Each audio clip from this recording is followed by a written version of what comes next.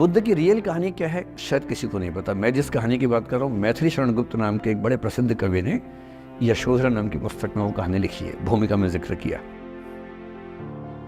बुद्ध बचपन से ही थोड़े से वैरागी किस्म के व्यक्ति थे। उनकी कुंडली देख के एक ज्योतिषी ने बताया भी था। माता पिता बहुत परेशान थे। शुद्धोदन उनके पिता का नाम था। माता पिता ने बहुत कोशिश की कि इस बच्चे का मन विरक्त न हो। अच्छा महल बनवाया, सारी सुविधाएं दी। जैसे ही बुद्ध थोड़े से किशोरावस्था में आए, उस समय की दुनिया की सबसे खूबसूरत महिला से, लड़की से, यशोधरा से उसकी शादी करवा दी। यशोधरा के पिता ने काफ़ी एग्ज़ाम लिए बुद्ध जी के, वो सारे एग्ज़ाम में पास हुए, तब जाके शादी हुई। ऐसे नहीं हुई, शादी हुई। तो बुद्ध भी ठीक था, रमे रहे उस जीवन में। बेटा हुआ उनका राहुल। अब बुद्ध की विरक्ति का भाव बढ़ता जा रहा था। 29 साल की उम्र के आसपास ऐसा हुआ कि उन्होंने एक मृत व्यक्ति को देख लिया, एक बूढ़े को देखा, एक भिखारी को देखा, एक बीमार को देखा। विरक्त हो गए और उनका मन हुआ घर छोड़ दूं, ज्ञान की खोज में चला जाऊं। अब ज्ञान की खोज में जाएं, उनको पता है कि भाई मेरी पत्नी भी है, मेरा बेटा भी है, राज्य भी है, कैसे छोड़ दूं? छोड़ना जरूरी है। अंदर की आवाज है कि छोड़ो, तुम इस चीज के लिए नहीं बने हो, तुम्हारा स्वधर्म कुछ और है। बाहर की जिम्मेदारी है कि छोड़ नहीं सकते। मैं अनुमान करता हूं कि बुद्ध ने शायद अपने पिताजी से कहा हो कभी कि पिताजी मैं बहुत परेशान हूं, छोड़ना चाहता हूं। तो पिता ने समझा बुझा के मना किया होगा कि बेटा शोभा नहीं देता, ऐसा मत करो।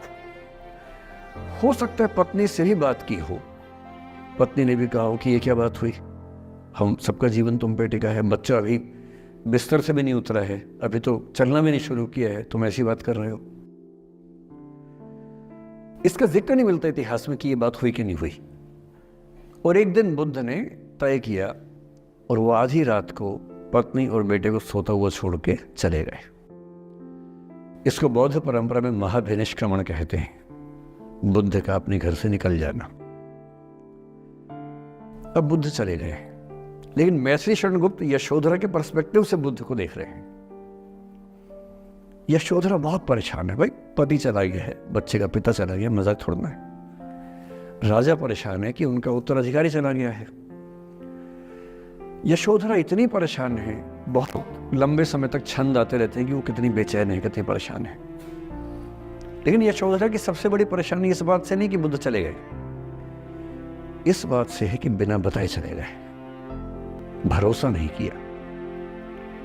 और वो अपनी सहेली से कहती है, सिद्धि हेतु स्वामी गए, यह गौरव की बात। मुझे गर्व है कि मेरा पति इतने महान काम के लिए गया है। सिद्धि हेतु स्वामी गए, यह गौरव की बात, पर चोरी चोरी गए, यही बड़ा व्याघात। सखी सखी वो मुझसे कहकर जाते, कह तो क्या वो मुझको अपनी पथ बाधा ही पाते।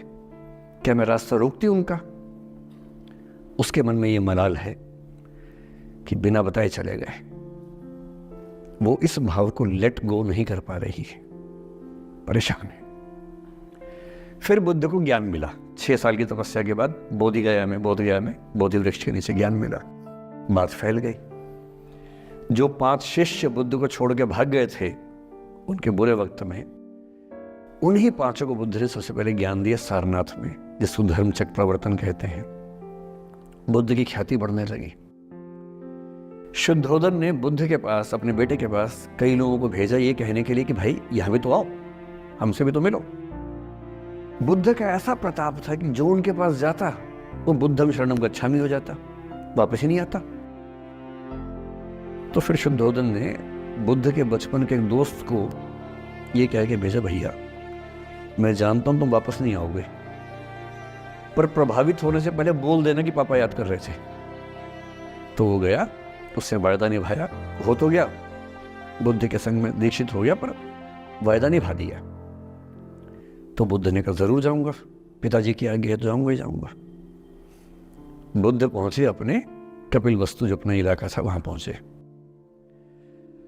पूरे कपिल वस्तु में, नेपाल सिद्धार्थ नगर से नेपाल जाएंगे तो नेपाल बॉर्डर पे कपिल वस्तु है। मैं देखने गया था वो जगह जहां बुद्ध पैदा हुए थे, बड़ा सुंदर स्थान है, आप भी जाकर देखें कभी।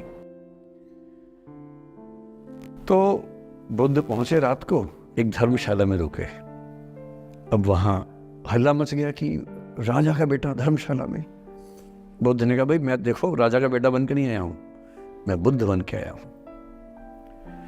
सुबह उठ के भिक्षा मांगने लग गए उस इलाके में, अपने ही पिता के राज्य में। पिता ने सिर पीट लिया कि भाई क्या कर रहे हैं। फिर बुद्ध ने सूचना भिजवाई कि मैं बुद्ध हूँ, बेटा हूँ संयोग से, ठीक है मैं आ रहा हूँ मिलने के लिए, पर मैं बुद्ध होके आया हूँ, मेरी चर्या है, नियम है, मैं भिक्षा से ही जीवन जीता हूँ। ठीक है, पिताजी ने कहा चल कोई बात नहीं।